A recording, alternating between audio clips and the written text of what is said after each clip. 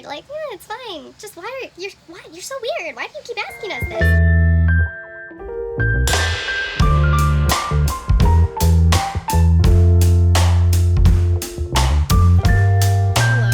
My name is Jade. I wanted to talk a little bit today about the realities of living with a host family abroad.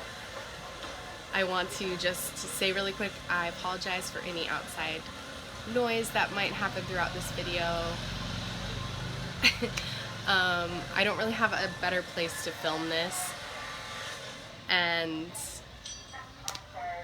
this is just how life is here, so I'm sorry.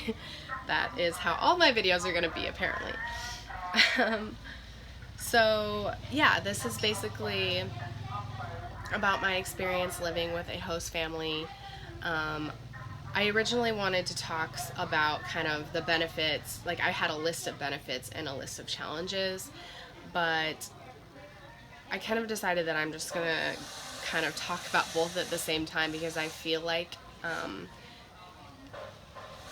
lot of the points that I have are inherently connected. You can't really have the benefits without kind of experiencing the challenges at the same time, or maybe even going through the challenges first to get through those to those benefits. So I think I'm just going to talk about my experience and what the realities are of that.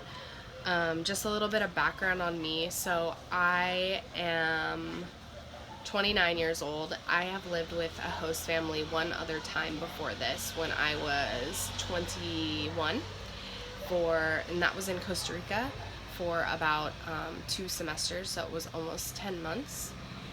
And now I am a Peace Corps volunteer in Peace Corps Cambodia, and I have been here for a little over a year, and I lived with a training host family for 2 months upon arrival, and then I moved in with my permanent site host family, which is where I am now, and I have been here for almost a year. I think about 11 months now. And so my experiences are very colored by my own personality as well. I am very introverted. I like to be alone, and so I think that kind of affects how I process living with a host family as well. And so I also think the context is really important, not only the context of living in Cambodia, but your experience is going to vary based on what kind of family you're with as well. And then also what kind of organization or program you are in or working for. So for example, with Peace Corps, I have a lot of different supports and a lot of different people that I can go to help me with language, to help me with culture questions and things like that. And so I think that also affects my experience. Man, it is like way hotter in here than I thought it was going to be, because it doesn't look very hot outside right now. But man, I'm dying, so sorry. I also am sick, so sorry if my throat sounds bad, or if I'm seeming kind of come along out of energy in this video, but I needed to film it today, so yes, those are all my disclaimers. That's a long list. All right. A lot of the things I'm going to talk about are kind of basic, but I'll try to give some personal experiences to talk about each point, and then I'm also going to give a little bit of advice at the end of the video. So I'm sure most of you know by now that culture is one of the most prominent and obvious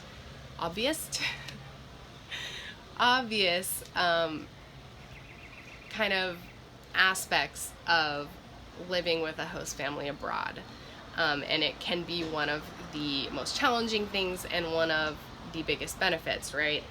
And so one thing about living with a family versus living abroad maybe by yourself, you're going to experience culture either way, but living with a family is a way to experience culture on like a very micro level, because you're not only experiencing culture, you know, outside on the streets, in the shops, and meeting friends, being that close with your family day in and day out, you know, for months on end, you really do get a chance to see a different side and understand culture in a different way, I think, than you would if you were living by yourself. And it's not even really something that I can put into words. It's oftentimes, I think, more of a feeling even than even something that you can actually express. So you'll see interactions between people within your family. So for example, I see how my host parents interact with each other and with their children and with other people from the family and maybe our neighbors as well, things that I would never see if I wasn't with a family. And it's really interesting to see how my family interacts with other families in the neighborhood. And then even just like seeing how your family interacts with animals, maybe the animals that you have living as pets in your home or other animals in the neighborhood. That's like a whole nother dimension of culture that you might not have even realized before. Every aspect of your life is affected by living with this family. So your personal space is going to be maybe different from what you're used to in your home country. Even your personal hygiene, the foods that you eat, who's cooking the foods that you eat, who's doing the housework, how often the housework is done, your sleeping schedule, for example. Personal space. So in Cambodian culture, it's very common to hang out with the entire family all of the time. Just in general, that is something that's very valued in Cambodian culture. And so for me, that can be difficult sometimes because I very much like being alone. I like having my space. No, that's not, I don't know if that makes sense. Even something as simple as personal hygiene is going to be affected by living with a host family. So one example that I have is that it's very humid and hot here, so people generally take about 3 showers a day. In the hot season, they can take up to 4. And I love it. It's amazing. It feels so good. Because the water's cold and it's just glorious. But it's really interesting because even something that seems very personal, as an American, it seems something that, I, as an adult, wouldn't really discuss with other people in the home. It is a big topic of conversation here in the Cambodian context. So it's very much like, hey, have you showered yet? Hey, when are you going to shower? And it's kind of like not only a topic of conversation, but it's a way to like check up on someone and kind of see where they're at in their daily routine. And if they haven't showered yet, maybe you become a little bit worried about them.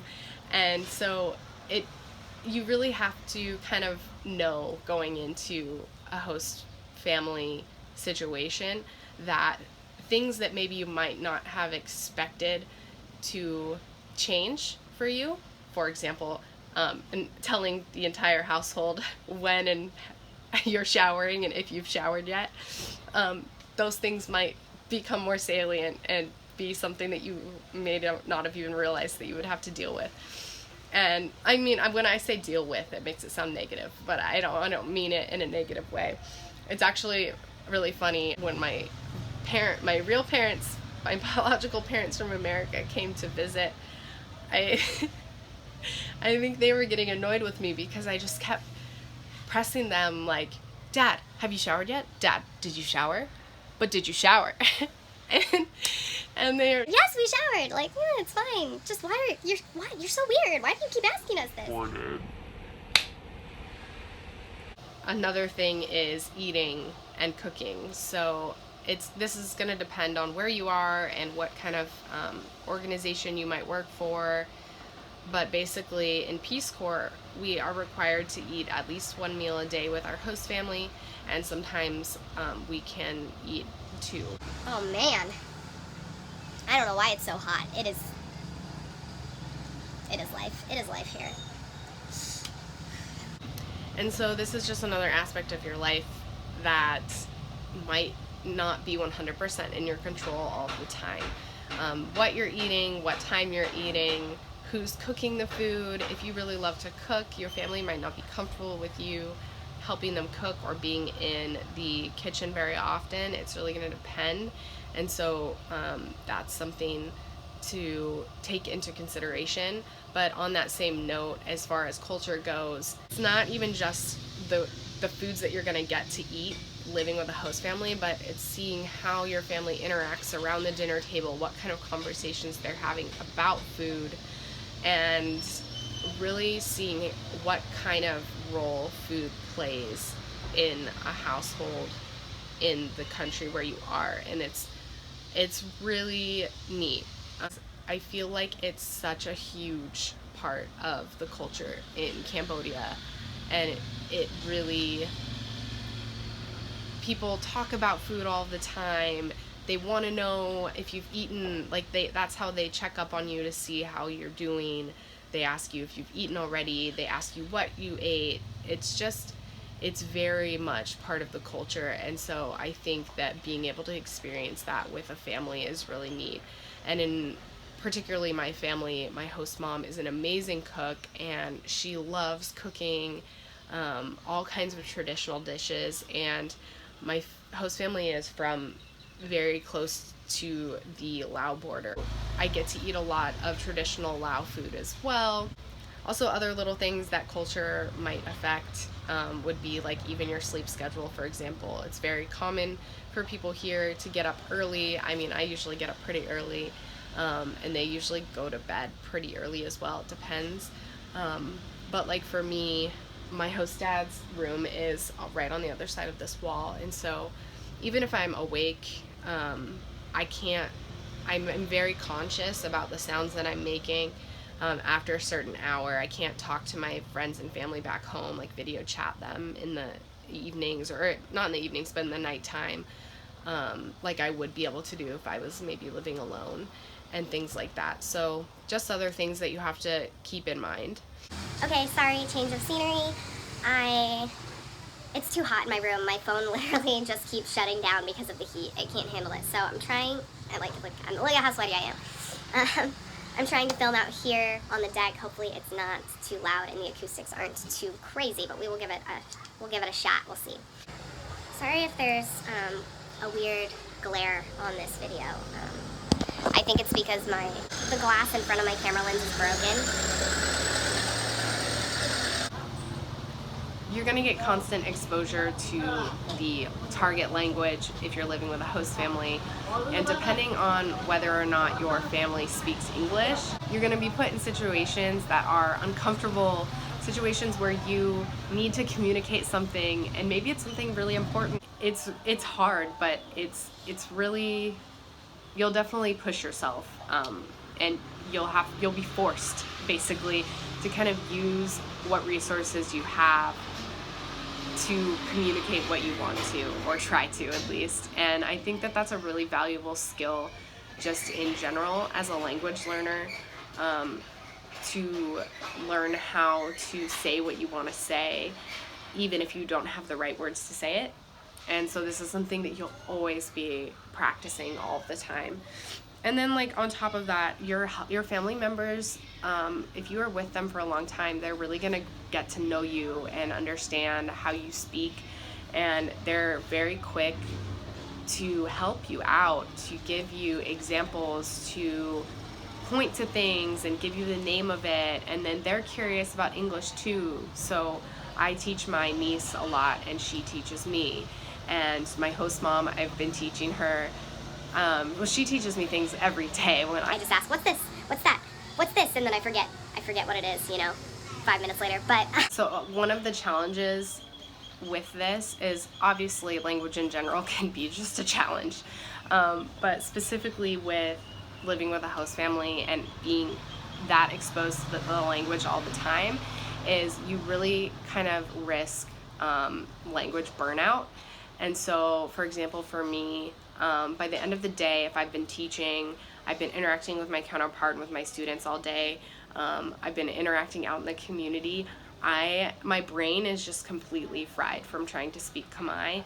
And so sometimes it's really difficult to come home and I just want to relax. And I maybe don't even want to talk to anybody, but even if I did want to talk to somebody, I can't just have a relaxing conversation, if that makes sense. So that is definitely something that you have to be aware of, and just know that it's going to happen. Language burnout. And then also, if you are someone who gets foreign language anxiety, which is something that I've definitely dealt with a lot in the past, that can also be really hard, especially in the beginning. It definitely has gotten so much better for me, but I know, like with my training host family before I moved here, that was definitely hard, because I wanted to talk to them so much, and I wasn't able to. And just that constant feeling, anyone who's learned another language will know this, that constant feeling of just not knowing and not understanding, it can be anxiety producing at times. But that is something that comes with the territory, and like I said, you kind of have to go through those challenges to get to the benefits, and to be able to gain the skills to have those kinds of conversations anyway. So I think that living with a host family is a great way to do that. Fit your family, huh? Dad, on the plate! They want me to go eat sour snacks with them. And I will. But first, what time is it? 4:18? Yeah, I better hurry. I gotta teach. I gotta eat some sour snacks. So I already talked a little bit about culture, and I talked a little bit about language, and I think that my third main point is that I want to emphasize that living with a host family is not the same as living with roommates. You are definitely trying to find your role within the family, not only as a foreigner, but even if you weren't a foreigner, trying to find your way as, like, in what parts do you feel like you're a guest, in what parts do you feel like you're a part of the family, and then within that, do you play more of the role of child or sibling, or older brother or sister. So that's really gonna be a journey, for something to figure out.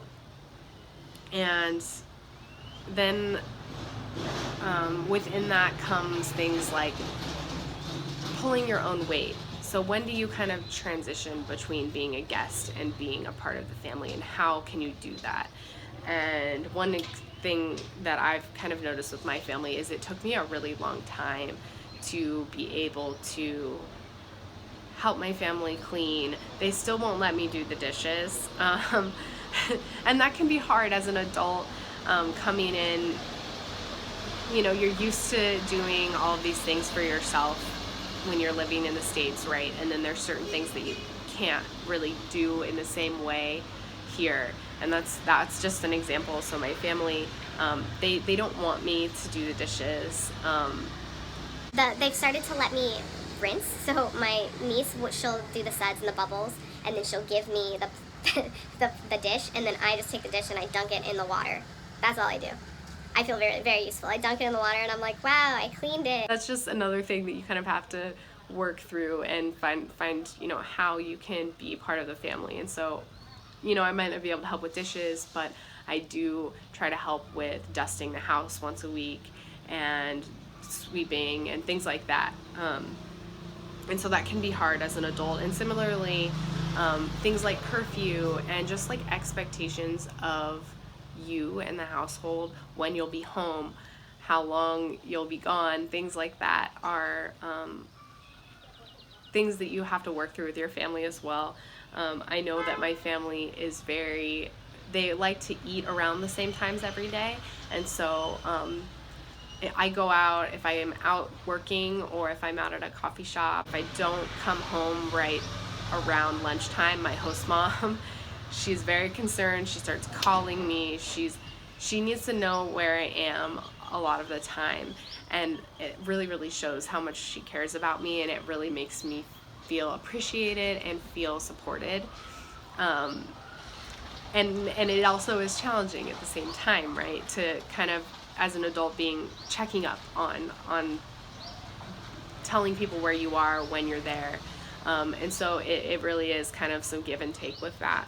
But another example related to that is I had a security issue happen a few months ago here where Peace Corps actually pulled me from my site because there potentially could have been something related to my security that might have happened. I won't go into details, but basically it was just really awesome to see how quickly my family supported me through that. And Peace Corps too was really great, but like my host mom was very much like, okay, you need to tell me where you are, and like you can't go out at night, and it wasn't in like a demeaning way. Like it was literally, she cares so much about me and she really wanted to make sure that I was safe. And that can be a really, really good feeling to have when you're so far away from your family. Even though you are an adult and you have been, living out of your family's house for so long, it can be really good to have people around when you're so vulnerable and you're oftentimes feeling like you're so far away from everything that you know. It's really, really reassuring to have that. It feels good. I'm gonna cry. Duh!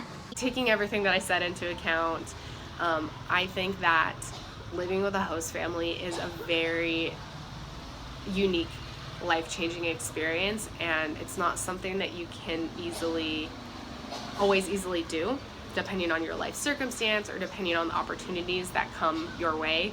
And so my advice is, if you do have the opportunity, if maybe you are put in a situation where you have to choose between living with a family and living on your own,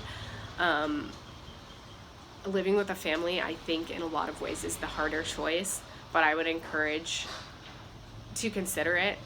The things that you can get out of it, it's an experience that you probably won't get again in your life unless you very, very actively seek it out. So I would just encourage you, if you get the choice, to try it. So other advice that I have is, and this is going to depend on where you are too and how the culture is, but try to find time for yourself. Especially if you come from a culture where, individualism is kind of put on this pedestal and you're going to more of a like community-based culture. And especially if you're an introvert like I am, learning how to find time for yourself is really important, just even in small ways, going for a walk, going to a coffee shop, little things that you can do, maybe even going on a weekend trip by yourself for a day and going and staying in a guest house in a hotel for a night. It can be really nice. And then also, if you are an introvert like me, trying to push yourself to be social, and especially at the beginning when you're having trouble with language, try to get yourself out of your comfort zone. At the same time, know your limits and try not to feel guilty when you do need that time to be in your room, watch a movie, and maybe in the evenings you normally hang out with your family, but this evening you really just need your own space. That's okay. Definitely take that for you if that's something that you need. Another point I want to bring up is to be patient. If something isn't working, try another way, or just wait a few weeks, wait a few months, and try again. One example I mentioned earlier is helping with household chores, and my family kind of refusing to let me do that because they viewed me as a guest and they felt bad having me, help them with chores. But it was something that I realized if I just kept asking every few weeks or so, and then the more I kind of became more of a member of the house and less of a guest, the easier that it was for them to say, oh, okay, yeah, let's just let her help. And it wasn't so uncomfortable for them. And so I had to really be patient with that. Basically, if you are thinking about living with a host family, I hope this was helpful. Or if you have similar experiences, definitely let me know. If you want to talk about anything or if you have any questions, let me know as well. And I'm gonna go eat some sour foods.